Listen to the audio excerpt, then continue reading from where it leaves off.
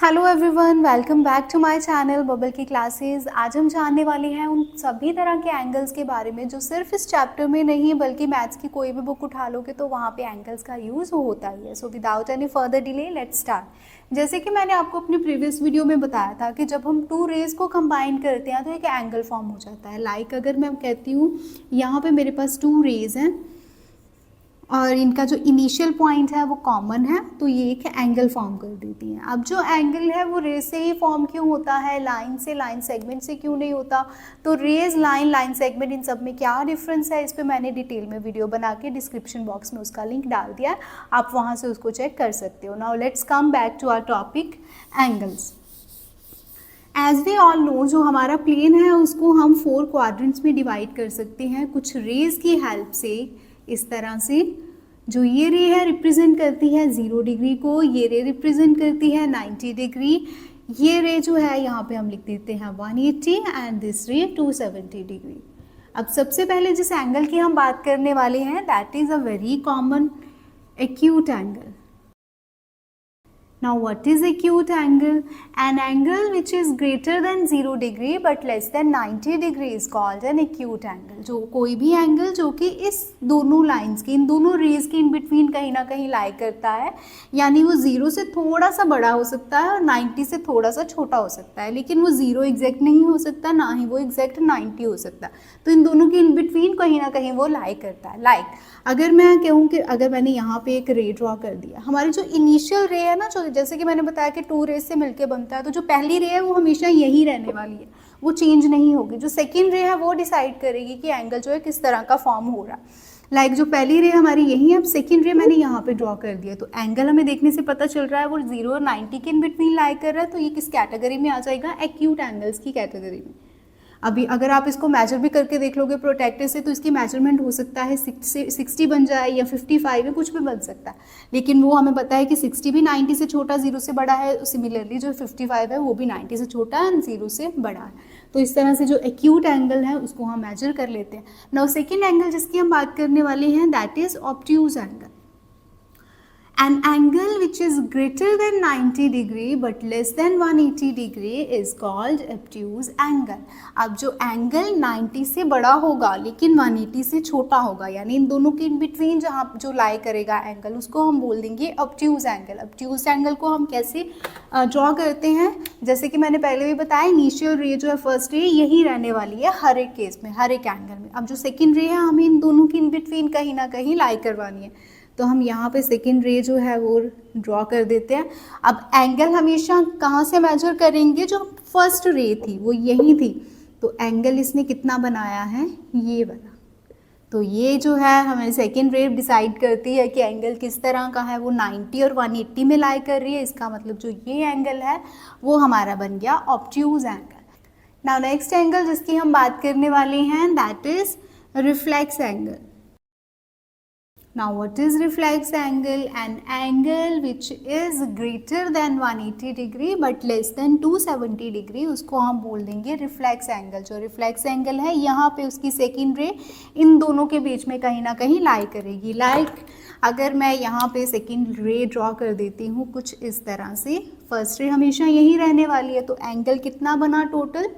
यहाँ से शुरू होके यहाँ तक, तो इस तरह के एंगल को हम बोल देते हैं रिफ्लेक्स एंगल। अगर सेपरेटली मैं इसको ड्रॉ करना चाहूँ तो किस तरह से ड्रॉ करूँगी?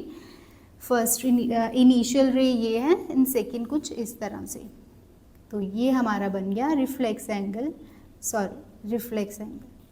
तो ये कितना भी हो सकता है, 180 से बड़ा होगा, हो सकता है 190 हो या 197 या 270 से ये छोटा होना चाहिए। Next angle is zero angle. An angle with a measurement of 0 degree is called zero angle, यानी जिसकी मेजरमेंट 0 है। वो कैसे? अगर हम ड्रॉ करना चाहें तो कुछ इस तरह से था, हमारे जो क्वाड्रेंट्स हमने बनाए थे, यहाँ पे 0 था, यहाँ पे 90 था, इधर था 180 एंड हियर 270। तो फर्स्ट रे मैंने बताया था कि हमेशा यही रहने वाली है, इनिशियल रे। अब जो सेकेंड रे है वो 0 एंगल के केस में किस तरह से बनती है? वो इसके ऊपर ओवरलैप कर रही है, मतलब उसने ज़रा भी एंगल कवर किया ही नहीं है। ये नहीं है कि वो यहाँ पे थी और दोबारा से यहाँ पे आ गई, वो यहीं पे है, उसने ओवरलैप कर लिया है इनिशियल रे को, ज़रा भी उसने एंगल फॉर्म नहीं किया। तो इस तरह के एंगल को हम बोल देते हैं ज़ीरो एंगल। अगर हम सेपरेटली इसको ड्रॉ करना चाहें तो किस तरह से ड्रॉ करेंगे, इस तरह से। तो दोनों रेज ओवरलैप कर रही हैं एक दूसरे को, तो ये जो एंगल है ये बोलते हैं इसको zero angle. Now next angle is straight angle.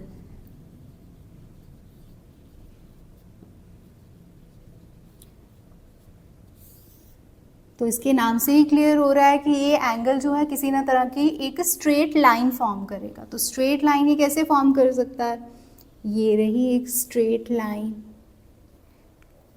तो इसको अगर मैं सेपरेटली ड्रॉ करना चाहूँ तो कैसे करूँगी, कुछ इस तरह से। ये है मेरी 0 डिग्री, दिस इज़ 180, तो इतना पाथ इसने कवर करा है, इसको हम बोल देते हैं straight angle. Now vertically opposite angles. So यहाँ पे हमारे पास दो पैरेलल लाइंस हैं। पैरेलल लाइंस क्या होती हैं, जिनको हम एंडलेसली दोनों डायरेक्शन में अगर मूव करवाते हैं तो ये कभी भी एक दूसरे को इंटरसेक्ट नहीं करेंगी और हमेशा एक दूसरे के पैरेलल रहेंगी, जैसे कि रेलवे ट्रैक इसके एग्जांपल में आ सकता है। नाउ इसके लिए वर्टिकली ऑपोजिट एंगल्स के लिए एक तो हमारे पास कंडीशन है कि दो पैरेलल लाइंस होनी चाहिए, एंड सेकंड कंडीशन है कि ट्रांसवर्सल होनी चाहिए। ट्रांसवर्सल लाइक ऐसी लाइन जो कि किसी लाइन को इंटरसेक्ट करती है, या इंटरसेक्टिंग लाइन बोल सकते हैं या ट्रांसवर्सल बोल सकते हैं। सो ये है हमारे पास पेयर एक पैरेलल लाइंस का, और ये लाइन जो है इसको हम बोल देते हैं transversal line.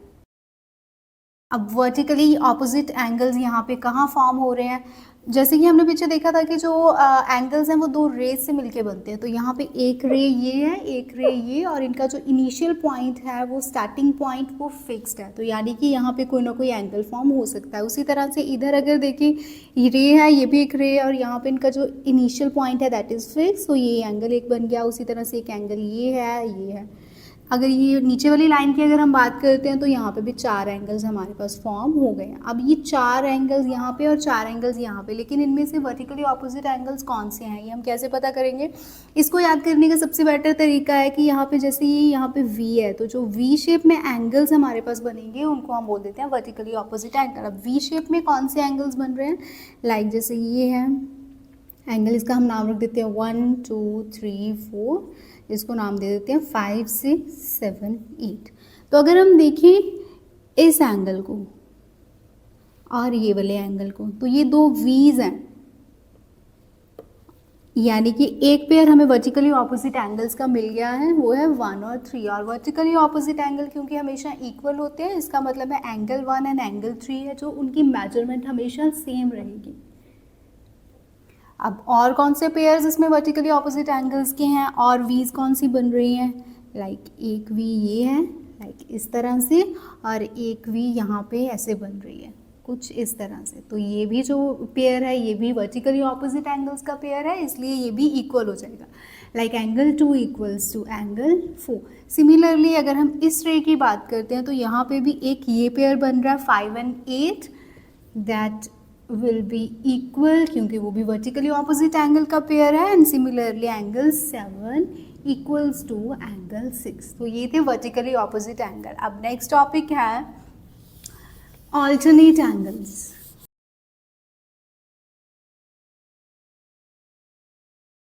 Alternative angles 2 types के होते हैं। First is alternate interior angles and second is alternate exterior angles.